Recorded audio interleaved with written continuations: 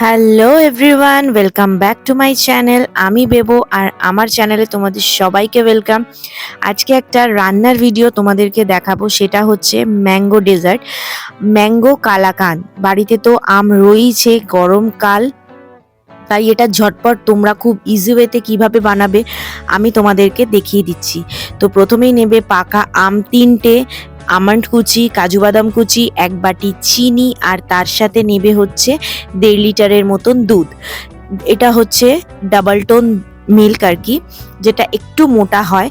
তো এই দুধটাকে প্রথমে জাল দিতে বসাবে। দুধটা যেন 1.5 লিটারের থেকে কমে 700 কি 800 ml হয়ে যায়। তারপরে আমটাকে এইভাবে স্লাইস করে নেবে, আটিগুলোকে বাদ দিয়ে। তারপরে সুগার আর ম্যাঙ্গো দুটোকেই ভালো করে একসাথে মিক্সিতে পেস্ট করে নিয়ে একটা আমের পাল্প বানিয়ে নেবে। এবার দুধটা ফুটে গেছে আমার, দেখতে পাচ্ছ। এর মধ্যে আমি দিয়ে দিয়েছি হচ্ছে এলাচ, তোমরা গুঁড়োও ইউজ করতে পারো। তারপরে দিয়ে দিলাম হচ্ছে খুব ভালো করে আমের পাল্পটা। এবার আমের পাল্প আর দুধ খুব ভালো করে একসাথে মিশিয়ে নিতে হবে। আর তারপরে আমি এর মধ্যে দিয়ে দেব হচ্ছে আমন্ড কুচি কিছুটা, আর কিছুটা কাজু বাদাম কুচি, বাদ বাকি আমি গার্নিশিংয়ের জন্য রেখে দেবো। খুব ইজি ওয়েতে এটা বানানো যায়, খেতে দুর্দান্ত হয়েছে।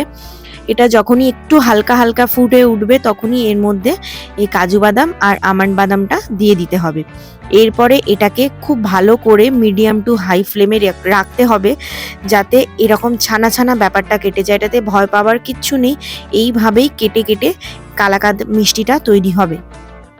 আমি এটা করতে মোটামুটি 35 to 40 মিনিটস মতন টাইম লেগেছে। তারপরেই যখন দেখতে পাবে পুরো জলটা শুকিয়ে এইভাবে কড়া থেকে লেগে লেগে উঠে যাচ্ছে, তখনই বুঝবে প্রসেসটা পুরো তৈরি হয়ে গেছে। আমি জুগাড়ু বইতে, আমার কাছে বাটার পেপার ছিল না, আমি খবরের কাগজের ওপরেই বাটার লাগিয়ে এটাকে কেক টিনের মধ্যে খুব ভালো করে 3 থেকে 4 ঘন্টার জন্য নর্মাল ওয়েদারে, মানে নর্মাল টেম্পারেচারে আমি রেখে দিয়েছিলাম সেট হতে।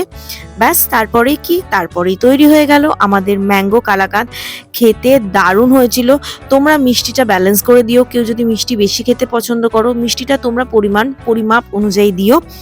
আমি যে পরিমাণ দিয়েছিলাম মিষ্টিটার একদম পারফেক্ট ছিল। তো এইভাবে মিষ্টিটাকে বানালাম আমি, আর এটাকে 3-4 ঘন্টা প্রথমে আমি ঠান্ডা ইয়েতে রেখে দিয়েছিলাম টেম্পারেচারে। তো ব্যাস, এটাই ছিল আজকে আমার ভিডিওটা যদি ভালো লাগে লাইক কমেন্ট করতে ভুলো না। যারা আমার ফেসবুক থেকে দেখছো তারা অতি অবশ্যই আমার বেবৌনু পেজটাকে ফলো করে দিও।